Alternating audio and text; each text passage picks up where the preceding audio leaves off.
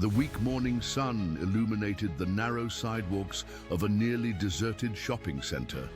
A lady walked slowly, pushing her young grandson's stroller while looking at a store window. In the seat, the 1.5-year-old baby kept his gaze fixed ahead without making a sound.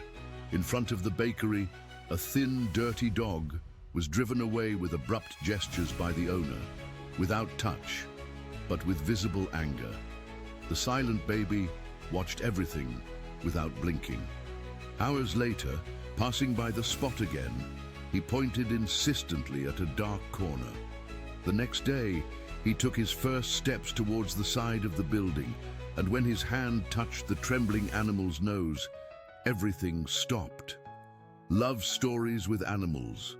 Then subscribe now and don't miss any. Thank you for following us. Now, back to our story. The morning sun cast long shadows across Main Street in Millbrook, Ohio, a small town where everyone knew everyone else's business, and the biggest excitement usually came from the annual Corn Festival. Eleanor Thompson pushed her 18-month-old grandson Mason's stroller along the familiar sidewalk, her weathered hands gripping the handles as she paused to admire the window display at Henderson's General Store. The boy's bright blue eyes took in everything around him with the wonder that only toddlers possess, his chubby fingers pointing at colorful signs and passing birds. Millbrook's downtown district consisted of a modest strip of family-owned businesses that had served the community for generations. The Thompson family had called this place home for over 60 years, and Eleanor could remember when her own children had played on these same sidewalks. Now, at 72, she found joy in sharing these simple pleasures with Mason, whose parents worked long hours at the regional hospital an hour away. The gentle hum of morning commerce filled the air as shop owners swept their storefronts and early customers began their daily routines. Mrs. Peterson waved from her flower shop, arranging fresh daisies in metal buckets, while old Mr. Jenkins sat on his usual bench outside the hardware store, feeding breadcrumbs to the pigeons that gathered around his feet like faithful congregants. Everything seemed perfectly ordinary until the peaceful rhythm was shattered by harsh shouting. Outside Rossetti's bakery, the town's beloved source of fresh bread and pastries for 30 years, a commotion had erupted. Frank Rossetti, a stocky man in his 50s with flour permanently embedded under his fingernails, stood in his doorway, wielding a wooden broom like a weapon. His face was red with anger as he yelled at a large German shepherd that had wandered too close to his establishment. "Get out of here, you mangy mutt!" Frank's voice echoed off the brick buildings. "I don't want your fleas and dirt near my clean bakery. Shoo, go find somewhere else to beg." The dog, a once magnificent creature whose coat now hung in matted tangles, cowered at the verbal assault. His ribs showed through his fur, and his eyes held the desperate look of an animal that had known better days. He had approached the bakery drawn by the heavenly scent of fresh bread, hoping perhaps for a morsel of kindness along with any scraps that might be available. Frank continued his tirade, waving the broom threateningly, though never actually striking the animal. "I've got customers to think about, health inspectors. You're bad for business, understand? Nobody wants to buy bread from a place with stray dogs hanging around." The German shepherd backed away slowly, his head lowered in submission, but his eyes never left Frank's face. There was something almost human in that gaze, a dignity that persisted despite his obvious desperation. Several passers-by had stopped to watch the scene unfold, some shaking their heads in disapproval, others hurrying past to avoid involvement. Eleanor had frozen in place, her hand instinctively tightening on the stroller handle. She watched Frank's aggressive display with growing unease, but what troubled her more was Mason's reaction. The usually cheerful toddler had gone completely silent, his blue eyes fixed on the scene with an intensity that seemed far beyond his young years. Mason's small hands gripped the sides of his stroller, his knuckles white with tension. He didn't cry or fuss as he normally might when upset. Instead, he sat perfectly still, absorbing every detail of the confrontation before him. His expression had changed from innocent curiosity to something Eleanor couldn't quite identify, something that made her grandmother's intuition sound alarm bells. "That's enough of that nonsense," Frank declared loudly, making sure his voice carried to anyone within earshot. "I won't have strays bringing down the reputation of my establishment. This is a respectable business, and I intend to keep it that way." The German Shepherd finally turned and trotted away, his tail between his legs, disappearing around the corner toward the alley behind the row of shops. The crowd that had gathered began to disperse, people returning to their morning routines with uncomfortable expressions and hushed conversations. Eleanor remained motionless for several more moments, studying her grandson's face. Mason continued to stare in the direction where the dog had vanished, his little body tense with emotion she couldn't begin to understand. When she finally resumed walking, pushing the stroller toward the pharmacy where she needed to pick up her blood pressure medication, she noticed that Mason kept turning his head to look back toward the bakery. "Poor little fellow," she murmured, though she wasn't sure if she was referring to the dog or to her grandson, whose reaction had been so unexpected and intense. At the pharmacy, while Eleanor chatted with Betty Morrison about the weather and upcoming church social, Mason remained unusually quiet. The toddler, who typically babbled constantly and pointed at everything that caught his attention, sat subdued in his stroller, occasionally making soft sounds that almost sounded like whimpers. "Is Mason feeling all right?" Betty asked, peering over the counter at the boy with concerned grandmotherly eyes. "He seems a bit peaked today." "He saw something that upset him," Eleanor replied carefully, not wanting to gossip, but feeling the need to share her worry. "Frank Rossetti was quite harsh with a stray dog this morning. Mason seemed to take it personally somehow." Betty's expression darkened. "That man's been getting harder to deal with lately, ever since his wife passed 2 years ago. He's been bitter about everything, takes it out on everyone around him, apparently including defenseless animals." Eleanor nodded, remembering how different Frank had been when his wife Maria was alive. She had been the heart of their bakery, greeting customers with genuine warmth, while Frank focused on the baking. After losing her to a sudden heart attack, Frank had withdrawn into himself, becoming increasingly irritable and suspicious of anyone or anything he perceived as a threat to his carefully controlled world. The ride home was unusually quiet, with Mason continuing to glance back toward downtown, even as Eleanor pushed his stroller through the tree-lined residential streets. She lived in a modest 2-story house that had belonged to her late husband's family, surrounded by mature oak trees and a garden that she tended with loving care. As she lifted Mason from his stroller, she noticed he was clutching a small animal cracker that she had given him earlier. Usually, he would have eaten it immediately, but today he held it protectively against his chest, as if it were precious treasure rather than a simple snack. "What's going on in that little head of yours, sweetheart?" Eleanor whispered as she carried him inside.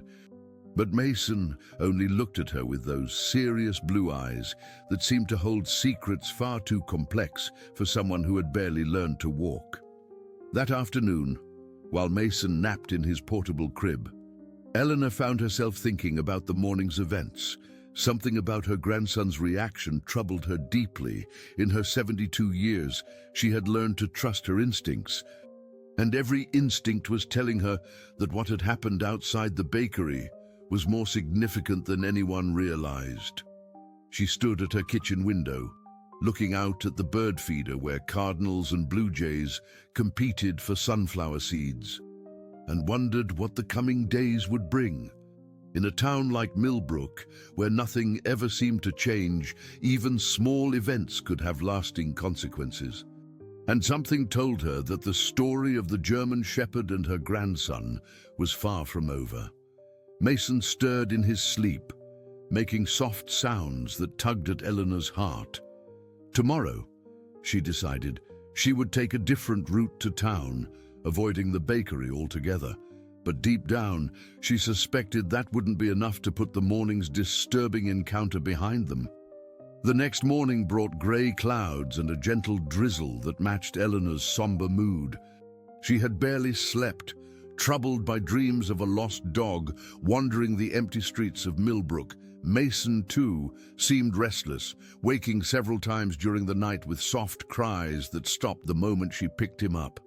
As Eleanor prepared Mason's breakfast, she noticed he was still clutching the same animal cracker from the day before, now slightly crumbled, but somehow still intact.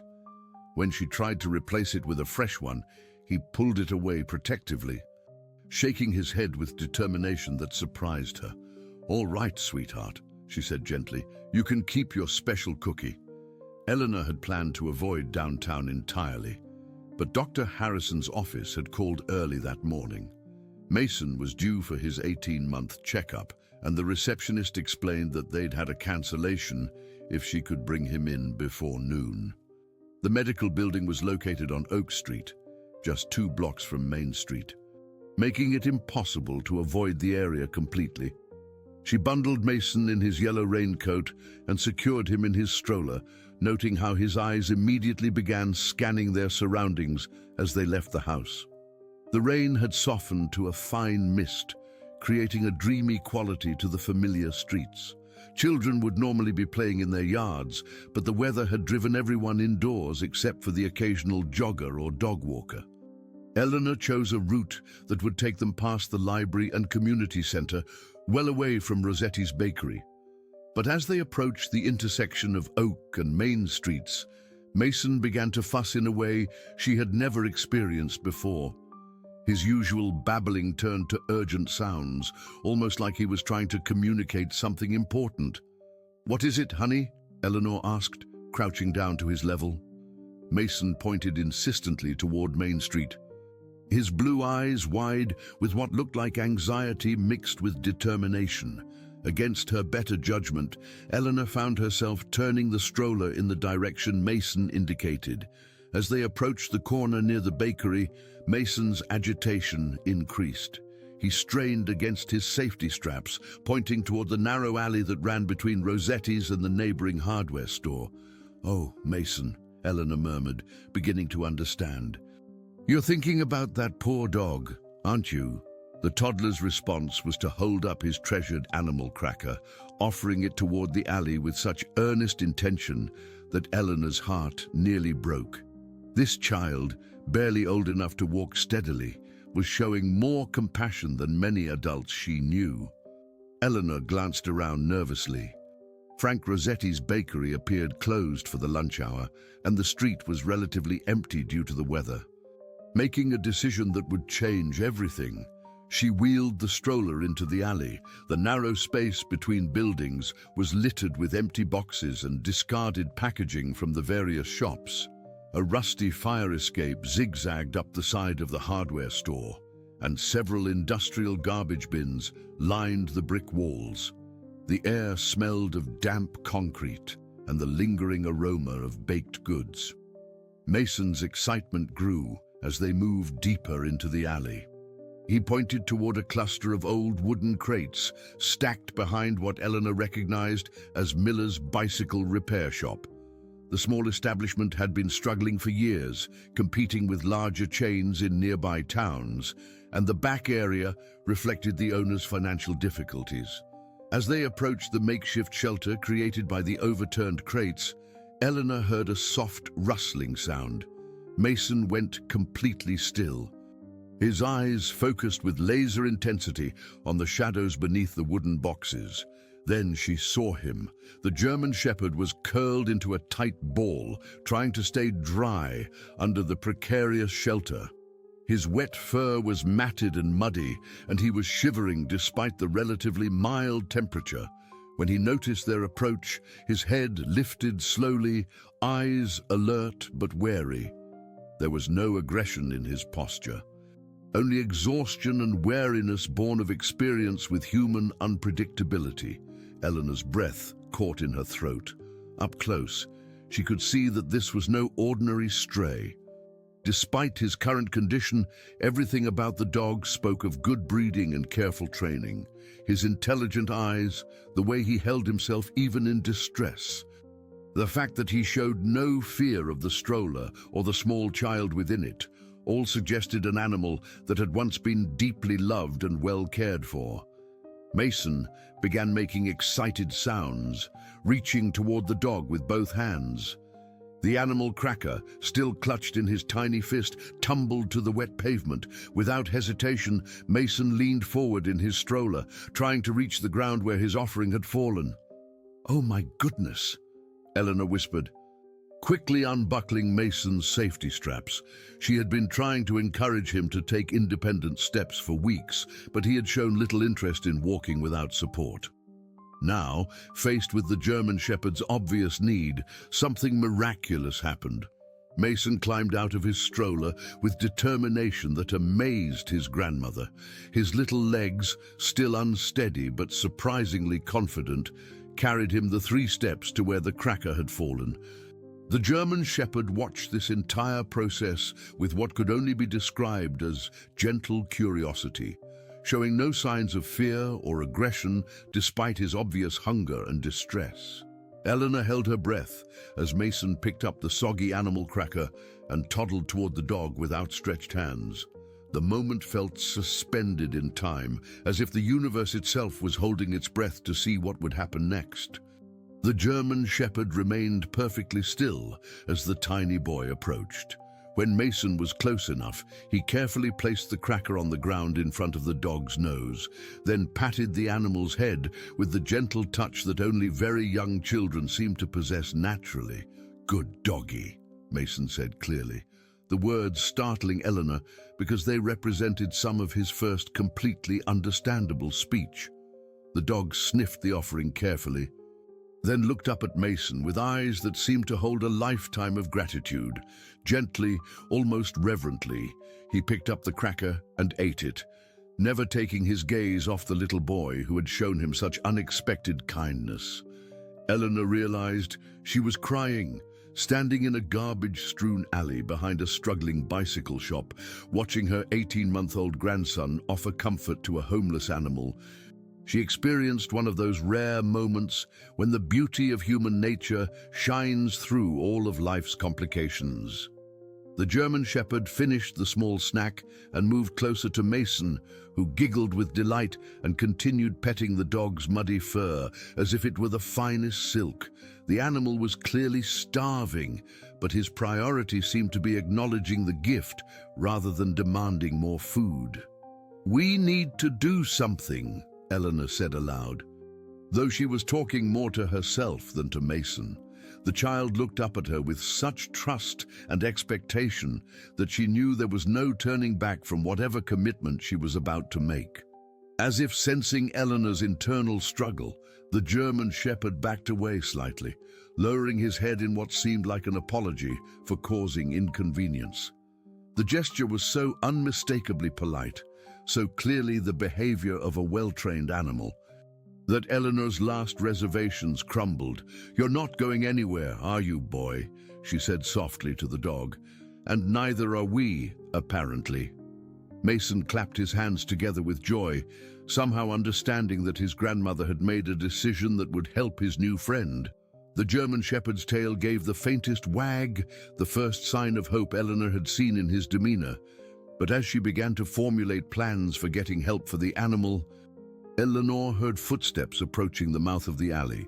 Her heart sank as she recognized Frank Rossetti's voice, raised in angry conversation with someone she couldn't see. "I'm telling you, Jim, that mutt is becoming a real problem, bad for business, scares the customers, probably carrying diseases. Something's got to be done about it before it gets completely out of hand." Eleanor quickly scooped Mason into her arms and moved deeper into the shadows, praying that Frank wouldn't venture far enough into the alley to discover their little gathering. The German Shepherd seemed to understand the danger as well. retreating further under his makeshift shelter until he was barely visible. As Frank's voice faded back toward the main street, Eleanor realized that their simple act of kindness had just become much more complicated. In a town like Millbrook, word traveled fast.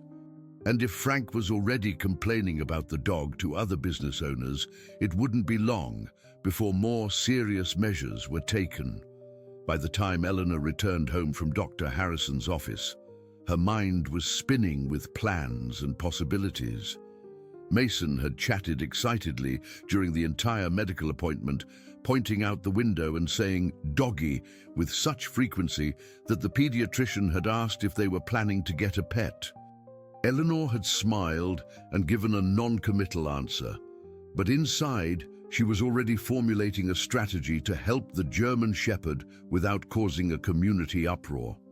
That evening, after Mason was asleep, Eleanor made a series of phone calls. Her first was to her neighbor, Patricia Williams, who had lived next door for 15 years and shared Eleanor's love of animals. Patricia listened with growing concern as Eleanor described the morning's encounter. "That poor creature," Patricia said with genuine distress. "I've heard about dogs being abandoned when people lose their homes or can't afford vet bills anymore. It's happening more and more these days." Eleanor's second call was to her daughter Susan, Mason's mother, who was pulling a double shift at the hospital but managed a few minutes to talk. "Mom, you can't possibly be thinking of getting involved in some kind of animal rescue situation," Susan said, with the practical concern of someone juggling career and parenthood. "You have enough to handle with watching Mason 3 days a week." "It's not about me handling more," Eleanor replied carefully. "It's about Mason. You should have seen him, Susan. This child has never shown such determination about anything. He walked on his own for the first time because he wanted to help that dog." The conversation continued for several more minutes, with Susan expressing reservations while gradually softening to the idea that her son's first display of independent compassion shouldn't be discouraged. The next morning, Eleanor packed a more substantial offering in Mason's diaper bag: leftover pot roast from dinner, a plastic bowl for water, and an old towel that could be spared if it got dirty. Mason seemed to understand their mission immediately, babbling excitedly as they made their way back to the alley behind Miller's bicycle shop. The German Shepherd was waiting in the same spot, almost as if he had anticipated their return. This time, his tail wagged cautiously when he saw Mason, and he approached without the fearful hesitation of the previous day. The transformation was remarkable. One act of kindness had awakened hope in an animal that had probably given up on human goodness. As Mason giggled and offered pieces of meat while Eleanor set out fresh water, they were joined by an unexpected witness. Tommy Rodriguez, a 16-year-old who worked part-time distributing flyers for local businesses, had rounded the corner of the alley and stopped short at the scene before him. "Whoa," Tommy said softly, watching as the German Shepherd gently took food from Mason's tiny hands with careful precision. "That's the dog Mr. Rossetti was complaining about yesterday." Eleanor tensed, unsure whether Tommy's presence meant trouble or help. But the teenager's expression was one of wonder rather than alarm. "I've seen him around for about a week," Tommy continued, crouching down slowly so as not to startle the animal. "He's real gentle, follows people from a distance sometimes. Like he's hoping someone will notice him, never causes any trouble, just looks sad." As if recognizing that he was being discussed, the German Shepherd finished eating and sat politely, his intelligent eyes moving between the 3 humans who had gathered around him. His posture was perfect, back straight and head held with dignity despite his matted appearance. "He's been trained," Tommy observed, with the confidence of someone who had grown up around animals on his family's small farm outside town. "Look at how he sits, how he waits for permission before eating. This isn't a stray, this is somebody's dog who got lost or left behind." Eleanor felt her heart sink at the implications. Somewhere, perhaps, a family was searching for their beloved pet. But the more likely scenario, given the dog's condition, was that he had been abandoned when circumstances became too difficult for his owners to handle. Their quiet conversation was interrupted by the sound of approaching voices. Around the corner came Betty Morrison from the pharmacy, accompanied by James Miller, the bicycle shop owner whose business provided the backdrop for their impromptu rescue operation. "Eleanor," Betty called softly, "I hope you don't mind. But I mentioned to Jim what you told me yesterday about Frank's behavior. He wanted to see for himself." James Miller was a man in his early 60s who had inherited his father's bicycle repair business and struggled to keep it viable in an era of online shopping and chain stores. His face was kind, but worn by years of financial stress and the knowledge that his life's work might not survive much longer. "I don't mind you using the space back here," James said, observing the makeshift feeding station Eleanor had created. "That dog's been sheltering behind my shop for several days, quiet as a church mouse, never bothers anyone, just sleeps under those crates when it rains." Mason, oblivious to the adult conversation swirling around him, had managed to convince the German Shepherd to lie down so he could pet him more easily. The sight of the tiny boy running his hands through the dog's matted fur while babbling in his own language was so endearing that it drew smiles from everyone present. "Look at that," Betty murmured. "I've never seen Mason so focused on anything for this long. Usually he's off exploring something new every few minutes." Tommy pulled out his phone and, after asking Eleanor's permission, snapped a photo of Mason and the dog together. "My little sister's gonna love this," he said. "She's crazy about animals, always begging my parents for a puppy." But their peaceful gathering was soon disturbed by the sound of raised voices from the main street. Frank Rossetti's distinctive tone carried clearly through the morning air, and his words made Eleanor's stomach clench with worry. "I'm telling you, Carol, it's becoming a serious problem. People are encouraging that animal, feeding it, making it think it belongs here. Pretty soon we'll have a whole pack of strays thinking downtown Millbrook is some kind of dog sanctuary." Carol Henderson Tati, who owned the general store with her husband, could be heard trying to calm Frank down. But his agitation only seemed to increase. "You mark my words," Frank continued, his voice growing louder. "Someone's going to get bit, or that thing's going to spread fleas or disease to the paying customers. I'm not running a business here just to watch it get destroyed by bleeding hearts who can't tell the difference between charity and enabling." James Miller's expression hardened. "Frank's always been a bit hot-headed, but this is getting ridiculous. That dog hasn't bothered anyone, and half the people complaining have never even seen him up close." Eleanor made a quick decision. "Tommy, would you be willing to help us with something? Mason and I can't be here every day, but this fellow needs regular care if he's going to recover his strength." The teenager nodded eagerly. "Absolutely, Mrs. Thompson. I finish my flyer route around this time most mornings. I could stop by and check on him, maybe bring some food if you tell me what's good for dogs."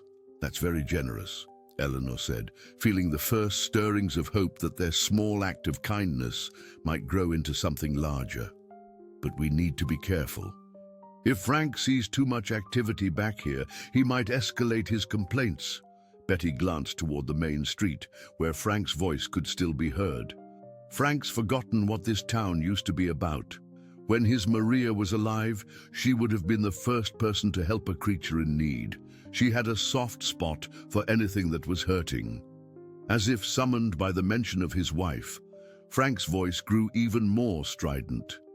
"And I won't have vagrants and strays turning my establishment into some kind of charity operation. This is a business district, not a petting zoo." The German Shepherd's ears perked up at the angry tone, and he moved closer to Mason as if seeking protection. The little boy seemed to sense the dog's unease and wrapped his arms around the animal's neck in a gentle hug. "It's okay, doggy," Mason said clearly. his vocabulary expanding under the influence of strong emotion. "The good doggy, safe doggy." The simple words, spoken with such innocent conviction, brought tears to Eleanor's eyes. Her grandson was learning one of life's most important lessons, that sometimes standing up for others requires courage, and that love often demands action rather than just sentiment. "We're going to figure this out," Eleanor said firmly, addressing both the dog and the small group of allies who had gathered around them. "This little fellow deserves better than hiding in alleys and living on scraps."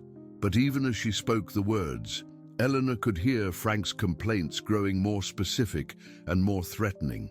Time was running short, and if they were going to help the German Shepherd, they would need to act quickly before the situation escalated beyond their control. The dog seemed to understand that he had found friends, but his expression remained wary, as if he had learned not to trust that good things could last. Mason, however, showed no such reservations, already planning his next visit with the confidence of someone who had never encountered a problem that love couldn't solve. 3 days passed in a delicate balance of hope and tension. Eleanor, Tommy, and a growing network of quiet supporters had established a routine of caring for the German Shepherd, who had begun to show remarkable improvement. His coat, while still needing professional grooming, had regained some of its natural luster thanks to regular meals and fresh water. More importantly, his demeanor had transformed from fearful desperation to cautious optimism. Mason's daily visits had become the highlight of both their days. The toddler had learned to walk with increasing confidence, specifically to reach his four-legged friend, and his vocabulary was expanding rapidly as he narrated everything he wanted to share with his doggy. Eleanor found herself documenting these moments in her mind, knowing that witnessing such pure compassion was a gift she would treasure forever. But their peaceful routine was disrupted when Frank Rossetti decided to take more aggressive action. On Wednesday morning, Eleanor arrived at the alley to find Tommy already there, looking troubled as he filled the water bowl. The German Shepherd was present but agitated, pacing nervously between the bicycle shop's back door and the garbage bins. "What's wrong?" Eleanor asked, immediately sensing that something had changed. "Mr. Rossetti was here about an hour ago," Tommy explained, his young face creased with worry. "He didn't do anything to hurt the dog, but he was taking pictures with his phone and making notes on a pad. Kept talking about health violations and public safety concerns." Eleanor's heart sank. She had been hoping that Frank's complaints would remain at the level of grumbling rather than escalating to official action. But if he was documenting the situation, it suggested he was building a case to present to the town council or the health department. Mason, oblivious to the adult concerns, immediately began his usual routine of greeting the dog with gentle pats and cheerful babbling. The German Shepherd responded as always, his anxiety visibly diminishing in the presence of the little boy who had shown him such consistent kindness. "Mrs. Thompson," Tommy said hesitantly, "my mom heard something at the grocery store yesterday. Some people are saying that anyone who feeds stray animals is just making the problem worse, that it encourages more strays to come around and creates health hazards." Eleanor nodded grimly. She had heard similar comments from a few neighbors, though others had expressed support for their efforts. Millbrook was revealing itself to be divided along lines that hadn't existed before the German Shepherd's arrival, a split between those who prioritized order and those who valued compassion. Their conversation was interrupted by the arrival of Patricia Williams, Eleanor's neighbor, who approached with an expression of barely contained excitement. "Eleanor, you need to see this," Patricia said, holding up a folded piece of paper. "Someone left it on the bulletin board at the library, and it's being copied and shared all over town." The handwritten letter was titled simply "A Lesson from the Smallest Teacher," and written in careful cursive script that suggested an older author, "To the people of Millbrook. Yesterday morning I witnessed something that reminded me why I love this town and what we can become when we choose kindness over convenience. A little boy, barely old enough to walk steadily, saw a hungry animal and responded with the pure compassion that we adults often complicate with concerns about regulations and appearances. He offered his snack to a creature in need, not because anyone told him to, but because his heart recognized suffering and wanted to ease it. This child didn't consider property values or health codes or what the neighbors might think. He saw need and responded with love. His grandmother didn't stop him because she recognized that some lessons are too important to postpone for the sake of adult convenience.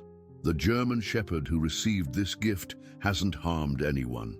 He sleeps quietly, accepts food gratefully, and shows the kind of gentle dignity that suggests he once knew love and hopes to find it again. He doesn't demand anything from us except the chance to exist without fear. I'm not suggesting we ignore practical concerns or abandon reasonable caution, but I am suggesting that a community's character is revealed not by how it treats those who can contribute, but by how it responds to those who can only receive. A small child has shown us what's possible when we lead with our hearts. The question is whether we adults are wise enough to follow. A Millbrook neighbor. Eleanor read the letter twice, feeling her eyes well up with tears. Someone had perfectly captured the essence of what she had been trying to articulate to herself, that Mason's simple act of kindness represented something larger about the kind of community Millbrook could choose to be. "Do you know who wrote this?" Eleanor asked Patricia. "No one's claiming credit, but it's beautiful, isn't it?" "I heard that copies have been showing up in Henderson's General Store, the hardware store, even taped to the windows of some of the restaurants. People are talking about it everywhere." Tommy read over Eleanor's shoulder and whistled softly. "Whoever wrote this really gets it. They understand what's been happening here isn't just about helping one dog." As if aware that he was being discussed, the German Shepherd approached their little group and sat politely, his intelligent eyes moving from person to person. Mason immediately claimed his usual position beside the dog, using him as a living backrest while he played with some toy cars Eleanor had brought along. "The letter is changing things," Patricia continued. "I heard Carol Henderson telling customers that any business owner who complains about helping animals might want to reconsider what kind of reputation they want in a small town where word travels fast." Eleanor felt a spark of hope. If the anonymous letter was shifting public opinion in favor of compassion, perhaps they could create enough support to protect the German Shepherd from Frank's escalating complaints. But that hope was dampened when James Miller emerged from his bicycle shop, his expression troubled. "I hate to be the bearer of bad news," he said quietly, but Frank was just here again. This time he brought Dave Patterson from the town council with him. They spent 20 minutes measuring distances from the dog's shelter to the various business entrances, taking more photos, and discussing municipal ordinances about stray animals. Dave Patterson served as Millbrook's part-time animal control officer in addition to his council duties, which meant Frank had moved beyond complaints to official action. Eleanor felt her stomach tighten with worry. "What did they say?" she asked. "Nothing specific to me, since I'm not the one feeding him. But I heard Frank mention something about a public health assessment and the need to address the situation before it attracts more strays or creates liability issues." Tommy's young face flushed with anger. "That's not fair. This dog hasn't hurt anyone or caused any problems. He just sleeps here and accepts food when people offer it." "Fairness isn't always the primary concern when municipal regulations are involved," James said sadly. "Officials have to think about worst-case scenarios and potential lawsuits, not just the reality of one well-behaved animal." Eleanor looked down at Mason, who was now lying on his stomach beside the German Shepherd. both of them watching a line of ants march across the alley's concrete surface. The scene was so peaceful, so innocent, that it seemed impossible to imagine it causing the kind of controversy that was building throughout their small town. "How long do we have?" Eleanor asked. Dave said they'd need to review the municipal codes and consult with the health department, probably a few days, maybe a week at most, before they make an official decision. Patricia frowned. "A week isn't much time to find a permanent solution. Has anyone contacted the animal shelter in Columbus? They might be able to take him in and find him a proper home. The nearest no-kill shelter has a 3-month waiting list," Tommy said. "I called yesterday, and the county shelter, well, let's just say they don't have the same policies about keeping animals until homes are found." Eleanor's heart clenched at the implication. The idea that Mason's gentle friend might face such a fate because of bureaucratic concerns and one man's rigid thinking was almost unbearable. But as she watched her grandson's continued interaction with the German Shepherd, the way the dog seemed to understand that he needed to be extra gentle with such a small human, the way Mason trusted completely in his 4-legged friend's goodness, Eleanor felt her resolve strengthen. "We're not giving up," she said firmly. "This letter proves that people in this town have hearts. We just need to help them find the courage to use them before it's too late." The German Shepherd lifted his head as if he understood the conversation, his eyes holding that same hopeful wariness that had characterized his entire stay in Millbrook. He had learned to trust in small kindnesses, but hadn't yet dared to believe that bigger miracles might be possible. Friday morning arrived with an unseasonable chill that seemed to match the growing tension in Millbrook. Eleanor had barely slept, her mind cycling through possible solutions to protect the German Shepherd from the bureaucratic machinery that Frank Rossetti had set in motion. She dressed Mason in his warmest jacket and packed an extra portion of food, hoping to provide the dog with enough nourishment to sustain him through whatever uncertain days lay ahead. But when they arrived at the alley behind Miller's bicycle shop, the German Shepherd was nowhere to be found. Eleanor called softly, thinking perhaps he had sought shelter deeper among the crates and boxes. Mason immediately began pointing and making urgent sounds, his little body straining toward the usual spot where his friend waited each morning. But the space beneath the wooden shelter was empty, except for the old towel Eleanor had left for bedding and the metal water bowl, now overturned and dry. "Where, doggy?" Mason asked clearly, his voice carrying a note of distress that pierced Eleanor's heart. It was one of his longest sentences yet, spoken with the desperate clarity of a child who understood that something important was missing. Tommy arrived 10 minutes later, having rushed to the alley as soon as he finished his morning flyer route. His face fell when he saw Eleanor crouching beside Mason, both of them staring at the empty shelter.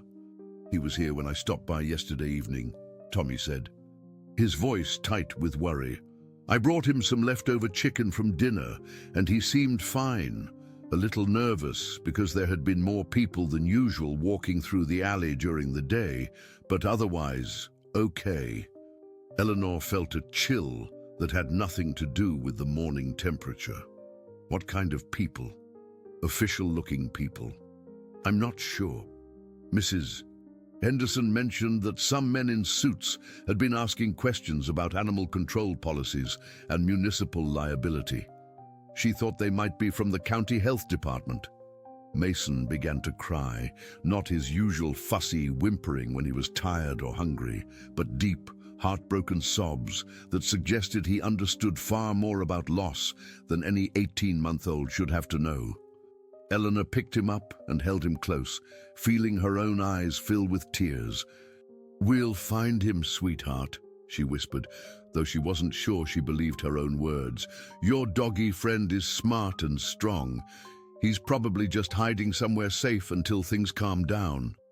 But as the morning progressed and their search expanded beyond the immediate alley, Eleanor's optimism began to fade.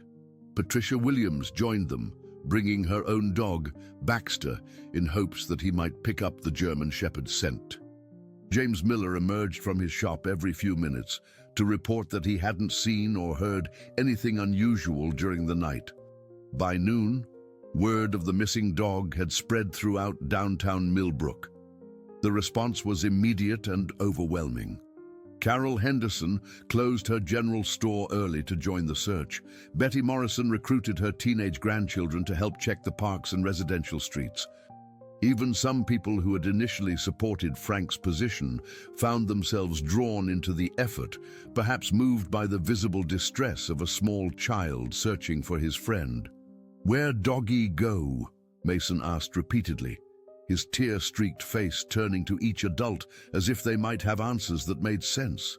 His vocabulary seemed to be expanding under the pressure of strong emotion, desperation teaching him words that normal development hadn't yet provided. Eleanor found herself walking the streets of Millbrook with a growing sense of dread. In a town this small, a large German Shepherd couldn't simply vanish without someone noticing. The most likely explanations were all unpleasant. Either someone had captured him and taken him far away, or he had been injured and was hiding somewhere they hadn't thought to look. As the afternoon wore on, search parties spread out to cover the residential neighborhoods surrounding downtown. Eleanor kept Mason with her, partly because she couldn't bear to leave him with a babysitter while his friend was missing, and partly because some instinct told her that the child's unusual connection to the dog might prove important. That instinct proved correct around 4 o'clock when they were walking along Maple Street, checking the vacant lots and overgrown areas where a frightened animal might seek shelter. Mason, who had been listless and quiet for most of the afternoon, suddenly became animated. He pointed insistently toward a chain-link fence that surrounded a property that had been abandoned for several years. "Doggy there," Mason declared with such conviction that Eleanor found herself climbing through a gap in the fence, despite her reservations about trespassing. The lot was overgrown with weeds and scattered with construction debris from a house that had been partially demolished and then abandoned when the developer ran out of money. Rusty machinery, piles of broken concrete, and tangles of old lumber created a maze of potential hiding places and hazards. Eleanor called the German Shepherd's name as she carefully picked her way through the debris. Mason balanced on her hip and pointing the way with unwavering certainty. The child seemed to know exactly where he was going, directing her around a pile of rotting boards and toward what appeared to be the foundation of the never-completed house. And there, wedged between two concrete blocks and barely visible beneath a sheet of rusted corrugated metal, they found him. The German Shepherd was conscious, but clearly in pain. His left rear leg caught at an unnatural angle beneath a fallen beam. When he saw Mason, he attempted to wag his tail, but the effort seemed to exhaust him. His breathing was labored, and there was a small cut on his forehead that had dried into crusted blood. "Oh, sweetheart," Eleanor whispered, unsure whether she was addressing the dog or her grandson, who immediately began making soothing sounds and reaching toward his injured friend. Eleanor quickly called Tommy on her cell phone, then Patricia, then James Miller. Within 20 minutes, a rescue team had assembled in the abandoned lot. The extraction required careful coordination to avoid causing further injury, but the German Shepherd remained calm throughout the process, as if he understood that these people were trying to help. "Good doggy," Mason repeated continuously during the rescue, his small hand reaching out to touch the animal whenever Eleanor moved close enough. "Safe doggy. Help doggy." The obvious question was how the dog had ended up trapped in such a remote location. Tommy discovered what appeared to be a trail of disturbed vegetation leading from the street to the accident site, suggesting that the German Shepherd had been running or fleeing when he became trapped. "Something spooked him," James observed grimly. "This dog was too smart to wander into this kind of danger on his own. He must have been scared enough to run without looking where he was going." Eleanor felt a surge of anger as she considered the possible causes of that fear. Frank Rossetti's complaints had created an atmosphere of hostility around the animal, and official visits from municipal authorities might have convinced the dog that he was no longer safe in his usual sheltering place. Dr. Sarah Chen, Millbrook's only veterinarian, arrived within 30 minutes of Eleanor's call. She had grown up in the town and knew everyone involved in the search effort. Her examination of the German Shepherd was thorough but gentle, with Mason watching every movement with intense focus. "The leg isn't broken, just badly sprained," Dr. Chen announced to the relief of everyone present. "The cut on his head is superficial. He's dehydrated and exhausted, but with proper care, he should recover completely." "How much will the treatment cost?" Eleanor asked, already calculating how much of her fixed income she could reasonably allocate to veterinary bills. Dr. Chen was quiet for a long moment, studying the scene before her. A small child whose obvious love for an injured animal had mobilized an entire community. Neighbors who had spent their afternoons searching through abandoned lots and vacant buildings. Elderly residents who had ignored their own comfort to help with a rescue effort that any reasonable person would call hopeless. "But there's no charge," Dr. Chen said quietly. "Some things are more important than money." Her words seemed to break something loose in the assembled group. Betty Morrison began crying openly. Tommy grinned with relief. James Miller nodded with satisfaction, as if this outcome confirmed his faith in human nature. But Eleanor noticed that Mason wasn't celebrating. Instead, he was studying the German Shepherd with serious concentration, as if trying to communicate something important through pure force of will. "Doggy, stay," Mason said clearly, looking directly at his grandmother. "Doggy, home." Eleanor understood that her grandson wasn't just expressing a wish, he was making a demand. And looking around at the faces of the people who had spent their days searching for one injured animal, she realized that Mason wasn't the only one who had reached that conclusion. The German Shepherd's recovery became a town-wide project that revealed the best of Millbrook's character. Dr. Chen insisted on keeping him at her clinic for 3 days to monitor his condition. But the steady stream of visitors made it clear that this was no ordinary patient. Children pressed their faces against the window to wave at him. Elderly residents brought homemade treats for Dr. Chen's staff. And even people who had never owned pets found reasons to stop by and check on his progress. Mason visited twice daily, and each time his excitement was infectious. The dog's tail would begin wagging the moment he heard the little boy's voice in the waiting area, and his recovery seemed to accelerate in direct proportion to the attention he received from his youngest friend. "I've never seen anything like it," Dr. Chen told Eleanor during one of their visits. "No, this dog has been through trauma, but he's responding to treatment faster than I would have expected. I think he's got something to live for now." Eleanor understood exactly what the veterinarian meant. The German Shepherd had acquired not just friends, but a purpose. He was no longer a stray looking for scraps and shelter.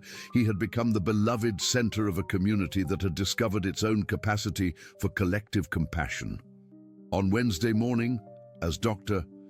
Chen prepared to discharge her patient, James Miller arrived at the clinic with an announcement that stunned everyone present.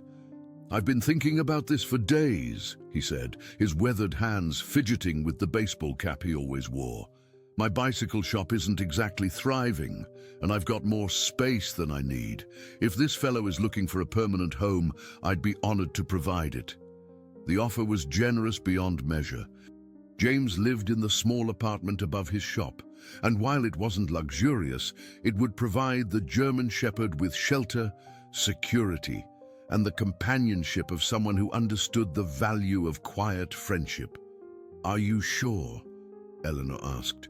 "This is a big commitment, and you've already done so much by letting us use your alley." James knelt down to pet the dog, who responded by gently licking his hand. "I've been alone since my wife passed 3 years ago. This old boy and I might be good for each other. Dr. Chen smiled as she completed the discharge paperwork. I think this is going to work out perfectly, and I'll be right here in town if any medical issues arise. Mason clapped his hands with joy, somehow understanding that his friend had found a permanent home. Doggy stay, he announced proudly. Good doggy home. The celebration, however, was interrupted by unexpected news. Tommy Rodriguez arrived at the clinic with a troubled expression, carrying a copy of that morning's Millbrook Gazette, the weekly newspaper that covered local events and municipal proceedings. "There's something you all need to see," Tommy said, unfolding the paper to reveal a front-page article titled, "Council to Review Animal Control Policies Following Recent Incidents." The article, while carefully neutral in tone, described Frank Rossetti's complaints and the municipal investigation that had been launched in response.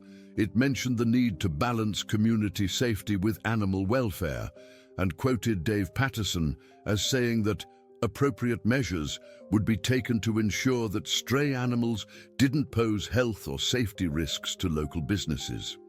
"They're still planning to do something," Eleanor said grimly.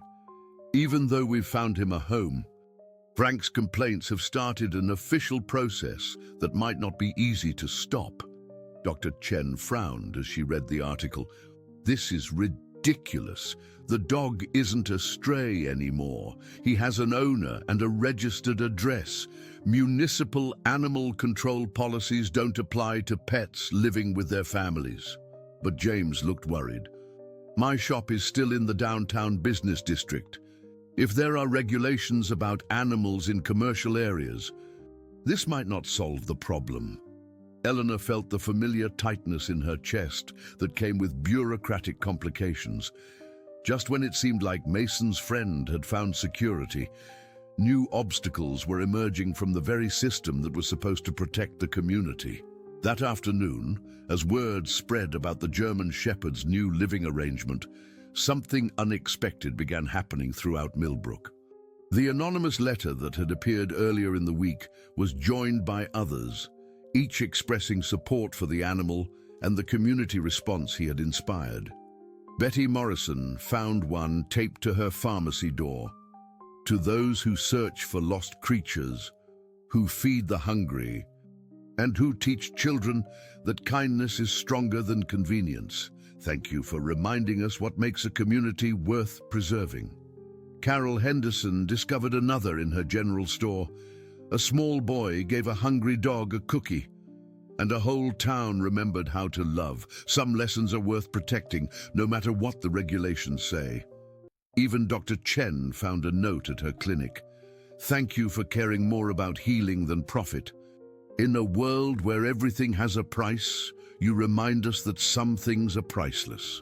The letters were creating a groundswell of support that went far beyond the dog himself. People were talking about community values, about the kind of place they wanted Millbrook to be, about whether rules should serve hearts or hearts should serve rules. But perhaps the most significant response came from an unexpected source. On Thursday evening, as Eleanor was putting Mason to bed, Patricia Williams called with news that left her speechless. "You're not going to believe this," Patricia said, her voice filled with amazement. "Frank Rossetti just called me. He wants to know if you'd be willing to meet with him tomorrow morning. He says there are things he needs to discuss about the situation with the dog." Eleanor felt her heart rate accelerate. A meeting with Frank could mean anything from an ultimatum to an olive branch. And given his recent behavior, she wasn't optimistic about his intentions. Did he say what he wanted to discuss? No specifics. But Eleanor, he sounded different, not angry or demanding like he's been lately. He sounded tired, maybe even sad. After hanging up the phone, Eleanor sat in her living room, trying to imagine what Frank Rossetti might want to say to her. In all the years she had known him, first as Maria's husband and then as a widowed business owner struggling with grief and loneliness, she had never seen him back down from a position once he had taken it. Mason stirred in his sleep, and Eleanor went to check on him.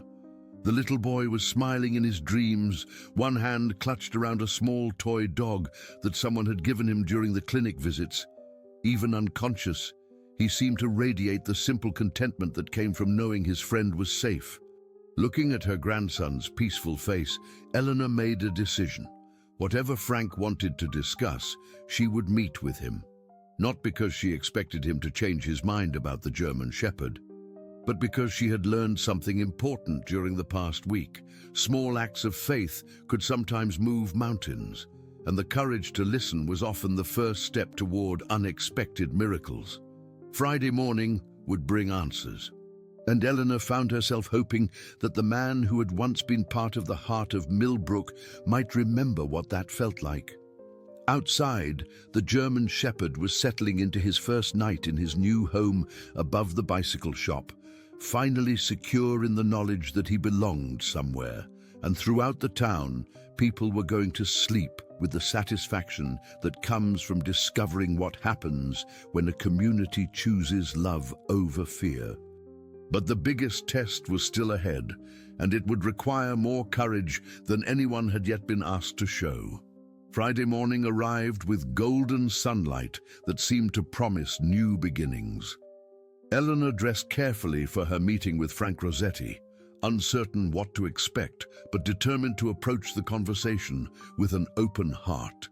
Mason sensed something important was happening and insisted on coming along, clutching his toy dog and chattering about visiting his doggy at the bicycle shop. Eleanor arrived at Rossetti's bakery 15 minutes early, surprised to find Frank waiting for her outside his shop rather than behind the counter as usual.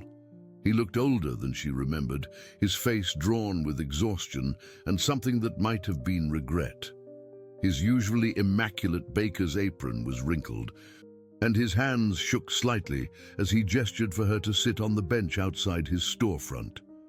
"Mrs. Thompson," Frank began, his voice rougher than usual, "I need to tell you something that I probably should have said a long time ago." Mason immediately began looking around for the German Shepherd, pointing toward the bicycle shop and making questioning sounds. Frank watched the little boy with an expression Eleanor couldn't quite read, a mixture of sadness and something that looked almost like longing. "Your grandson," Frank continued slowly, "he reminds me of someone I used to know, someone who saw good in everything, even when the rest of us were too busy or too scared or too angry to notice." Eleanor remained quiet, sensing that Frank needed to find his own way through whatever he was trying to say. "Maria always said I was too quick to see problems instead of possibilities," Frank went on, his eyes distant. "When that dog first showed up, all I could think about was health inspectors and liability and what people might think about my business. But watching your boy these past few days, seeing how he just loves without conditions or complications." Frank's voice broke slightly, and Eleanor saw tears gathering in his eyes. "And Maria would have fed that dog the first day she saw him. She would have found him a home, probably would have adopted him herself if I'd let her. She always said that how we treat the helpless says everything about who we really are." Mason had spotted the German Shepherd through the window of the bicycle shop and was bouncing excitedly in his stroller, pointing and calling, "Doggy, good doggy." The animal's ears perked up at the familiar voice, and he moved to the window where Mason could see him better. "I've been angry for 2 years," Frank admitted, watching the interaction between boy and dog. "Angry at Maria for leaving, angry at the world for not making sense anymore, angry at myself for not knowing how to live without her. And I took that anger out on everything around me, including a creature that never did anything wrong except need help." Eleanor felt her heart breaking for this man who had lost his way in grief. "Frank, we all handle loss differently. There's no shame in struggling with pain.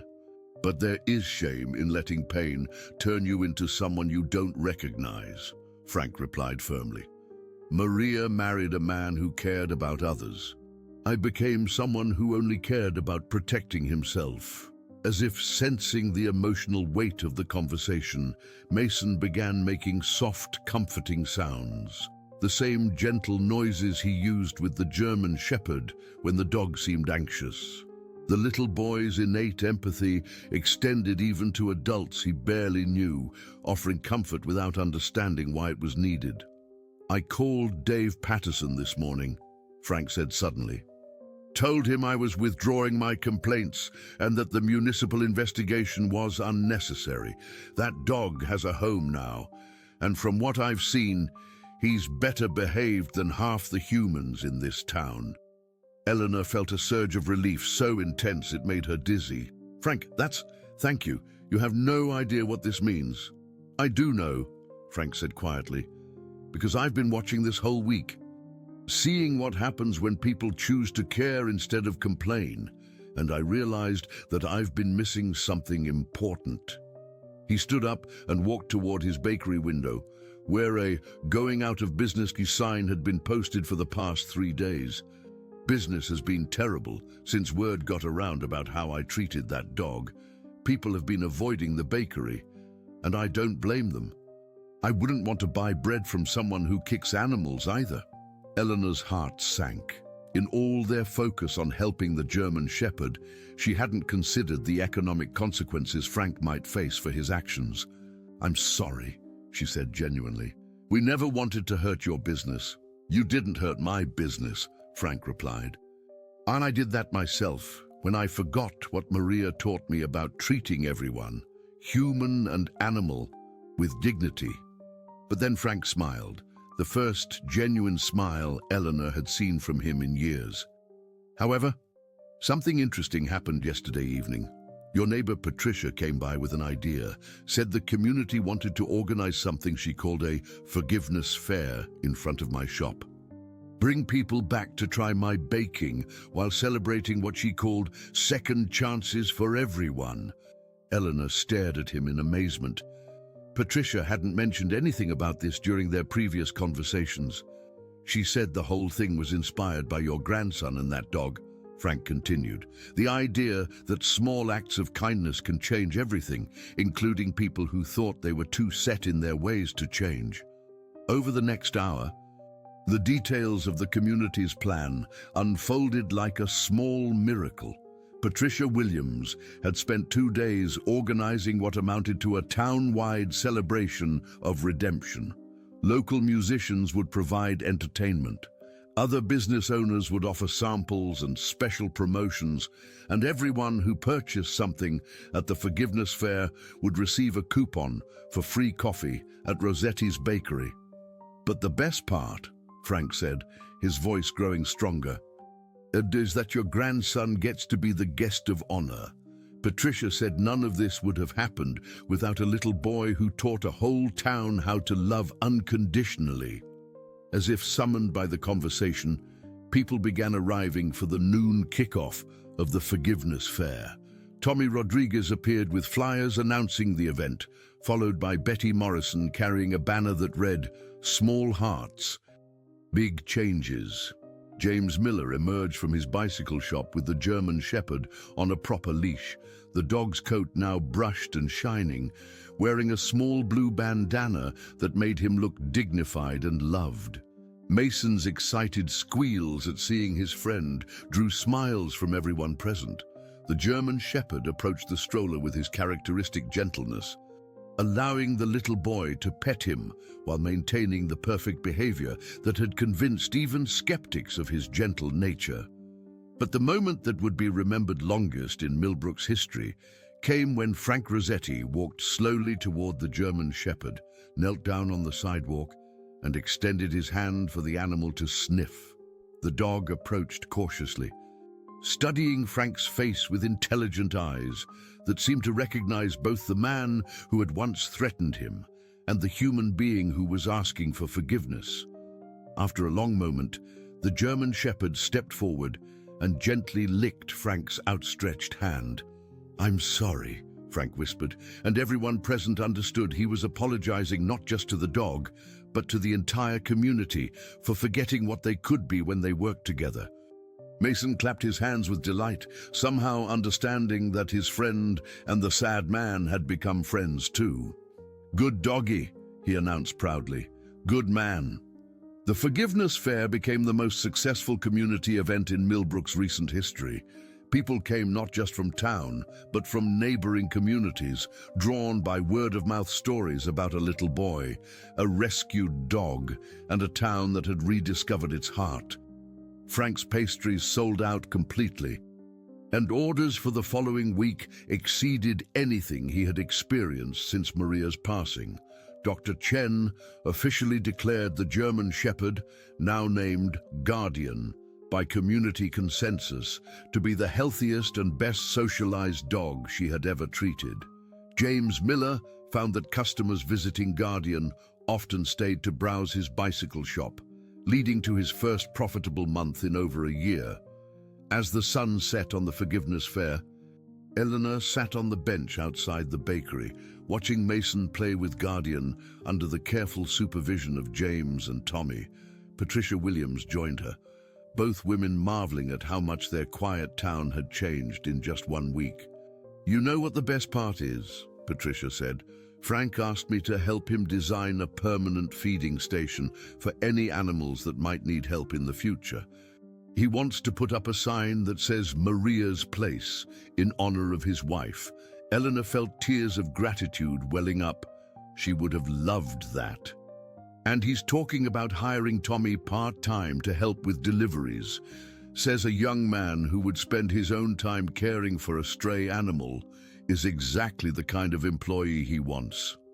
As the evening wound down, Frank approached Eleanor one final time, carrying a small wrapped package.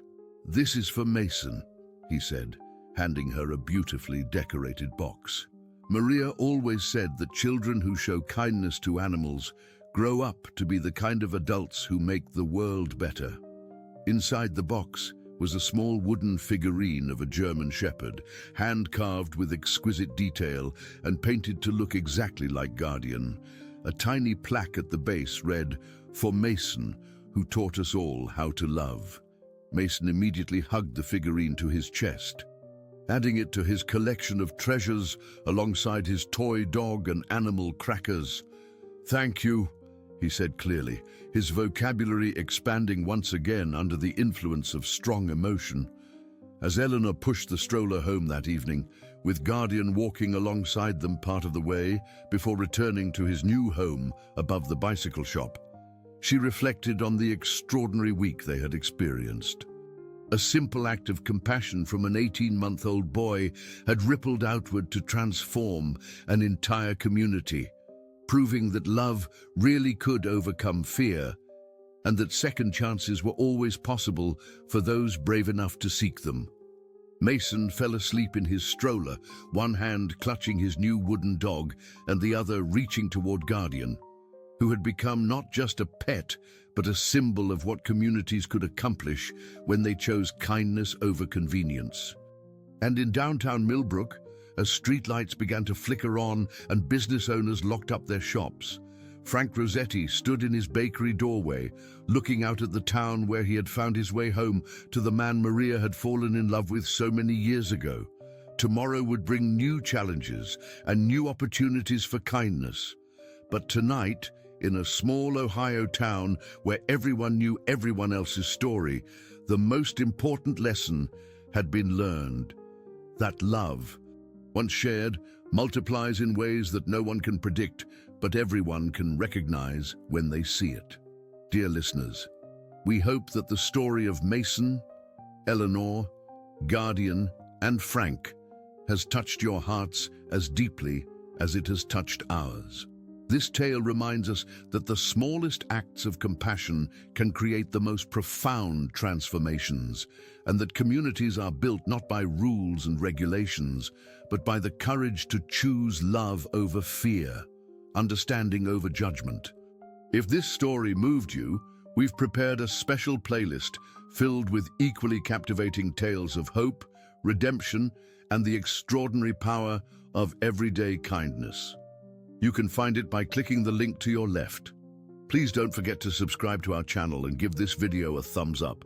Your support helps us continue bringing you stories that celebrate the very best of human nature.